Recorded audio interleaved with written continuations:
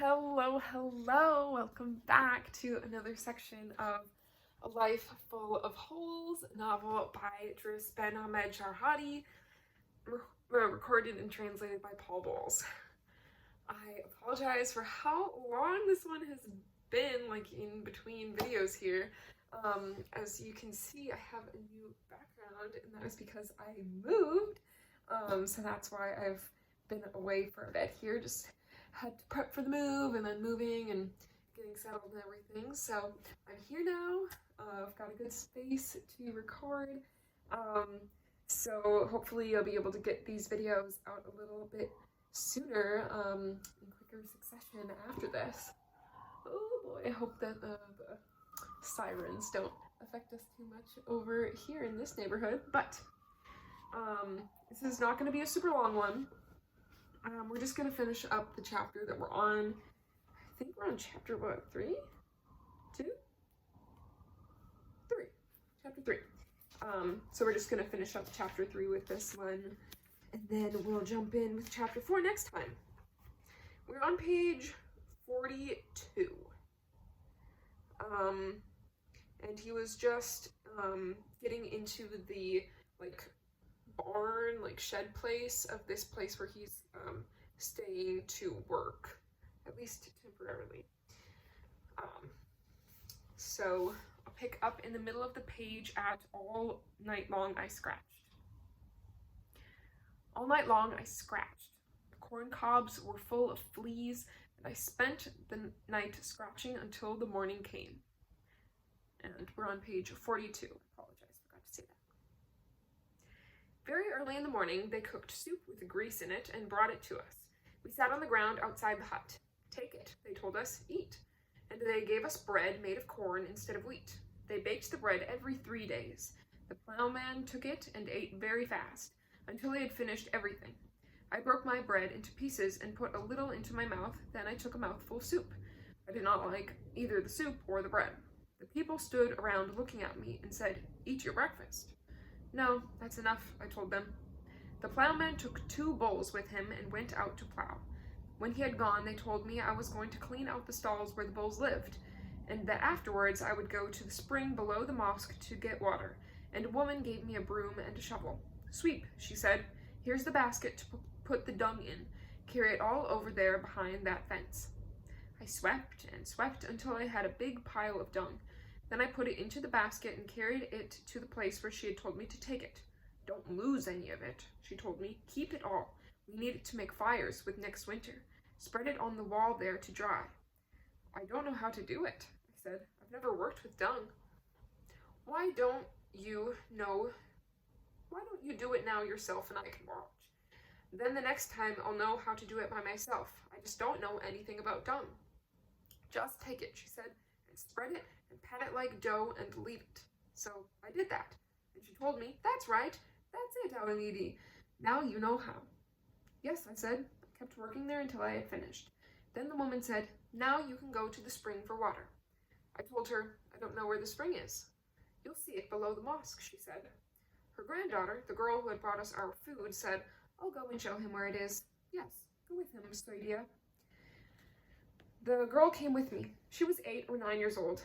"Come on, shepherd," she said. She took me behind the mosque and told me, "You see this place? This is our spring." I saw the water. Beside it, there was an empty clay pot. "Why is this pot out here?" I asked her. "Because there is a djinn living in the spring. The djinn beat a man of our village, and always every Thursday we bring food for him, food without any salt in it. We bring it to the spring and leave it here. And the food, who eats it?" "The djinn. My grandmother says he eats it." "Is that true?" "I swear," she said. "That's something new. I never saw anybody pull a pot full of food by a I never saw anybody leave a pot full of food by a spring before. Every Thursday at sunset we bring it out, and the djinn eats all the food in the night." "Let's fill the pails and go," I said. "The next time you have to get water, come here," she told me. I carried water until noon from the spring to the house. I filled a barrel that held 200 liters. "Is that enough?" I asked the woman. "No, we need more." You have to fill another barrel so we can take it to the Nueder. Yes, I said, but now I'm very tired. I want to rest a little. Sit down a while. You can bring it later. So I filled the other barrel. When I had finished, I had no legs to walk with anymore. I was like a piece of rag, and I was hungry. I had not eaten any breakfast, and I had filled 2 barrels with water.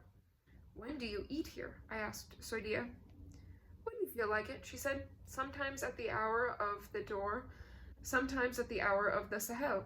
Anytime. That day they made white bean pudding with turnips in it. When the time came to eat, they gave me my food by myself, and I ate it outside in the compound. Even if they had served me stones then, I was so hungry that I would have tried to eat them.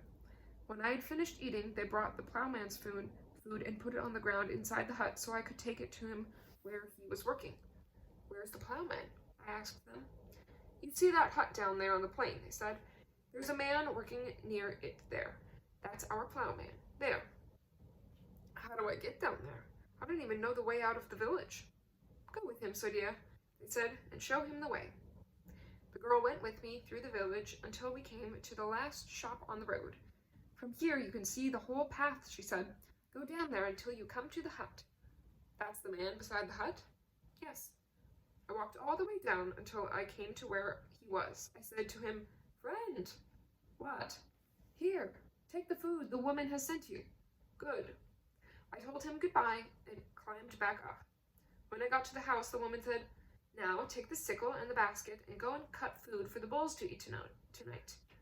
Where am I going to cut it? Go, Sodia, and show him. So the girl went with me again. Behind the house there was a big orchard. Barley grew there under the trees, and that was what they fed the bulls.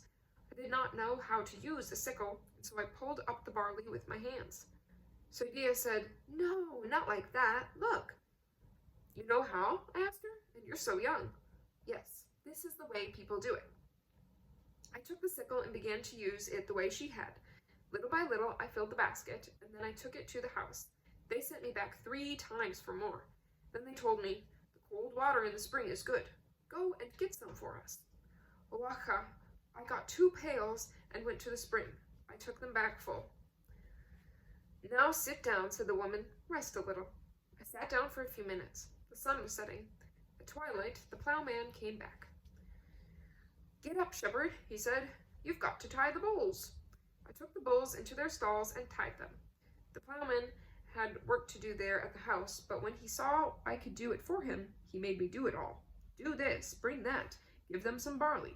Each evening when he came back, he sat down and called to me to tell me what to do. Every morning I would get up, sweep, bring water, eat, and then take the plowman's food down to him, until he had planted all the corn. The plowman finished planting the corn at the beginning of spring. El Fala came and said to me, Now the animals are coming down from the hills. 2 shepherds are bringing them down.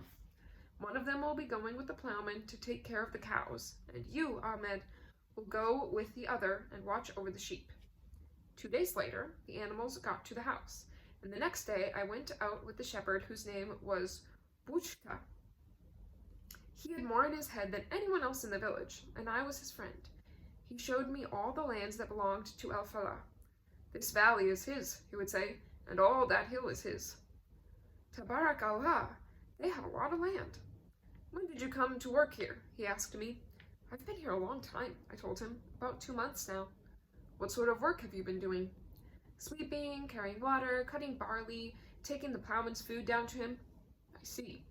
And you? I said, how long have you been working for them? I've been with them for 4 years. How is it to be a shepherd with them? It's all right. And you stay 6 months in the hills every year? Yes. In the rain and the cold and the wind, do you have a place to stay? We make a shack out of canes and stay in it. Every week on the market day, El Fala comes on his mare and brings us food. I stayed and helped Buchta all that first day. In the afternoon, we drove the flock ahead of us and went walking to the house. When I got back there, I found the corral full of dung. No one had swept it up all day. I got all the sheep in, and the woman came. Ahmed, we have 2 pails of water, she told me. Or we have to have 2 pails of water. Awaka. I went to the spring below the mosque and got them. When I came back, I swept up the dung and carried it behind the fence and spread it on the wall. Then we all sat down together, 3 shepherds and 1 plowman. We were talking with one another, and the plowman told the other shepherds, "The day Ahmed came here, he wouldn't eat his supper or his breakfast. He thought he was still in the city, in Tanja, where they eat white bread half a meter long. Nothing like that here, our lady, only cornbread, and Allah's white bean pudding and buttermilk. Now you can drink all the buttermilk you can hold." In a while, Al-Falah called me. "Look," he said, "only 1 shepherd will go out with the sheep every day. You've got to stay here at the house. My wife is tired. She can't sweep or do anything." Hawaka. So I stayed at the house and did the work there the same as before, except that I took the food for the shepherds out to them. Bushta worked alone, and the other shepherd worked with the plowman. Then summer began, and the plowman and his shepherd went to help cut wheat and barley. One day Al-Falah came again and spoke to me. "Now, Ahmed, we have a lot of work in the fields. You'll have to go down and help the plowman and the shepherd with their work." And I began to work with them in the field. They would cut the wheat, and I would pick it up. When I had made a big pile every 2 or 3 days, we would carry the wheat up to the nueder. I would fill a net, and then would pile the bale onto the horse and take it up to the house. We finished cutting everything and carried the last wheat up to the nueder. Every morning, we took out 4 horses and tied them together in a row together. Each horse's head beside the next one's head. The last horse had a long rope tied around its nose and ears. We would take the rope in one hand and stick it in the other and beat the last horse. He would walk around the outside of the circle, and the other 3 would turn beside him. They were used to this because they did it every year. The nueder was covered with a powder made of dung and fine straw, and the wheat was spread out on top. The 4 horses kept walking over the wheat this way for many days. At that time of the year, the wind blows every day. There has to be wind so that the chaff can fall to one side. When a pile of wheat was finished, we would take it away and spread down more. All the time we were there, I was learning how to work with wheat because I had never done it before. At the end, I knew almost as much about it as they did. And every day the sun was very hot. The plowman would drive the horses only a minute, and he would give the rope to me because the sun was burning him, and I was young, and we stayed working like that until he had finished the wheat. One day I said to myself, "Here I am, working for these people, and they haven't given me any clothes or shoes, and the slippers I have are broken on the bottom. I'm going around almost barefoot. If I want to wash my shirt or trousers, I have to borrow somebody's jalaba for a day while they dry." I went up from the nueder to the house and called to Al-Falah. "What is it, shepherd?" "Allah," I said, "I'm almost barefoot now. Here it is 5 months that I've been working with you. Aren't you going to buy me anything? No shoes or sandals or slippers? And the shirt I have is so dirty it's sticking to my back." "Good," he said. "When we get the wheat out of the nueder, I'll buy you some shoes or a jalaba or something. You know your money has been going every month to your mother's husband." "Is that true?" I said. "By Allah, it is." "And haven't you told him I need some clothes?" "No. All I told him was that I'd pay your wages to him every month." "It's very good this way, isn't it?" I said. "I do the work and he takes the money." "I'll talk with him," he told me, "and we'll see what he says." So we went on working until we finished the wheat. Then we carried the last of it from the nueder to the house. Al-Falah bought me a new pair of belra and a long woolen tunic and a jalaba. "Here, our lady, I bought these things for you out of my own money. I'm giving your full wages anyway to your mother's husband." "May Allah bless your parents," I told him, and he took the tunic and the slippers and the jalaba, and I was very happy. I said to myself, "Allah, now I'm going to be a real shepherd like the ones they used to have a long time ago." I put on the new clothes. "That's it," I said. "I'm even better than the Jabala now." The shepherds talked a lot about the tomb of a saint named Sidi Bouj Haja. No one could sleep there, they said, because there was something the matter with the place. They said there was no one who would dare to stay the night near the tomb. The shepherd who worked for the Mocca told me that I would never dare to sleep there. "I don't know," I said. They all had talked so much about it that I thought perhaps it was true. These people have been here a long time, I thought, and they must know whether the tomb has something wrong with it or not. That tomb, I said. What's the matter with it if nobody can sleep there? A bull with big horns comes out at night, he said. A bull with big horns comes from inside the tomb, you mean? Have you ever seen it? Yes, some of the people in the village have seen it too. I wonder, I said. Even I was afraid of the tomb. If the old people had seen it, what could I say? It was summer, and one day there was a wedding in the village. We shepherds went to the wedding and sat in a hut apart from the rest. The guests ate wheat couscous with lamb in it, and they gave us couscous made of corn, because we were only shepherds. It got very late, and we went on talking, sitting in the hut. Then I said to the others, "Good night, I'm going to sleep." One of the boys said to me, "Wait a while, we can go together later, you and I."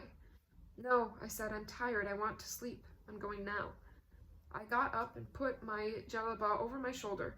Then I went out. I had to go along the road that went by the grave of Sidi Bou Haja. When I got almost up there, I felt my hair getting stiff. Ah, I thought, see what is happening to me because of all the things they've told me about this place? I better curse Satan and bless Allah now, because I'm going to spend the night here and see what happens. And I went across the stones that were painted white and walked up to the tomb, to the spot where they lit candles on Friday. I spread out my jalaba on the ground and lay on top of it. I went to sleep. Sometimes I opened my eyes, then I sat up and looked all around. There was nothing but the owls calling. When morning came, I went back to Al-Falah's house and carried the water up from the spring. Then the woman gave me my food. "When you finish, take the plowman's food down to him," she told me. I was going through the village with the food. On the way, I met a shepherd who had wanted me to wait and go with him the night before. "Is it true that a bull comes out of the tomb?" I asked him. "I swear it is. With my own eyes, I saw it." "I don't know," I told him. "Think a little. Perhaps you're lying." "That's enough. That's enough. I've been a shepherd all these years here in Beni Makada, and now you tell me maybe I'm lying?" I told him I didn't see anything. Last night, when I left you, I went up there and slept beside the tomb until morning, and there were only owls talking to each other. "You're lying, I swear. I know you could never sleep there in that place." I told him, "All right, let's go together tonight, both of us, and sleep there." "No, no. If you want to go, go by yourself. I'm not going anywhere near that tomb." I went back and spent 3 nights there and never saw anything at all. One day, Al-Falah said, "We're going to plant melon vines today." The 2 shepherds and the plowman began to dig the holes. The flocks and the herd could go where they liked now. There was room for them everywhere, and the men were free to do the planting. They put the melon seeds in the holes and covered them up with earth. I began to go down in the afternoons to help them water the field. When the melon vines grew up out of the ground, it was time for the corn to be cut. Then, when the corn was cut, the melons were ready to be taken and sold in the market. Today and tomorrow, Al-Falah was selling the melons and making a lot of money, but he never gave us any of it, only melons. "Eat all the melons you want," he told us. "I have been with these melons since they were seeds," I said to myself. "Now they've grown and people are buying them, and what am I getting out of it? He hasn't given me 10 rials, or 5 rials, or 2 rials, or 1. Allah yuidi." One day, I spoke to Bushta because he was my friend. "Listen, has Al-Falah given you any of the money from the melons?" "Yes," he said. "He gave us a rial for every 4 vines we planted." "Is that right?" "Yes," he said. "Hasn't he given you anything?" "No, he hasn't." "Do you know what we'll do?" "What?" "Al-Falah has pink eye, you know. He can't see very well. In the middle of the day, when the sun is strong, he can't go out at all. When he's asleep inside, we'll take the donkey and load her with melons and go and sell them, and we'll divide the money between us." "Okay." "I haven't had a franc from those melons," I said, "and I haven't been paid for my sweat. I worked for nothing." "You'll have to do what you can. If you want some money, we'll try it this way, but don't say a word to Al-Falah." I'm going to talk to him. "You and I are going to take the melons, and I'm going to tell him?" "Let's go," he said. "At noon, you bring the donkey and the saddle and the panniers." "Okay." And at noon the sun was very bright, and Alfala went into the hut to sleep. I saddled the donkey and took her to Bushta. Here she is. Sit down here, he told me. I'll go and cut the melons and leave them piled on the ground. Then you carry them and put them into the panniers. Where am I going to sell them? Just take them to the market and sell them to anybody who wants to buy them. He went to cut the melons, and I stayed with his sheep. Then he came back and said, Now you go. They are all ready. I took the donkey and went to the field. I put a stick across the donkey's back so the panniers would not reach the ground. Then I filled both panniers with melons. Bushta was waving to me, calling, Go now. I started out, walking beside the donkey, and we went along the road on our way to the city until we came to the barracks of Beni Makada. Once I turned my head around to look back, and I saw that Bushta and Alfala were running along behind me. Bushta called to me, Ahmed, ya Ahmed, wait. I said to myself, What's Alfala with him? What's the matter with that shepherd? You can't trust anybody. Wait, he called.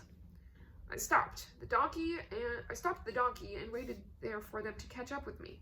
When Alfala got to me, he began to shout at me. No shame, you dog, you thief. Is this the way people behave? What's the matter? You went and saddled the donkey, you cut the melons, and now you're on the way to sell them. No, I said, I didn't saddle the donkey or anything. Shut up, Bushta says you did. And did I go and cut the melons? I asked Bushta. Yes, you did.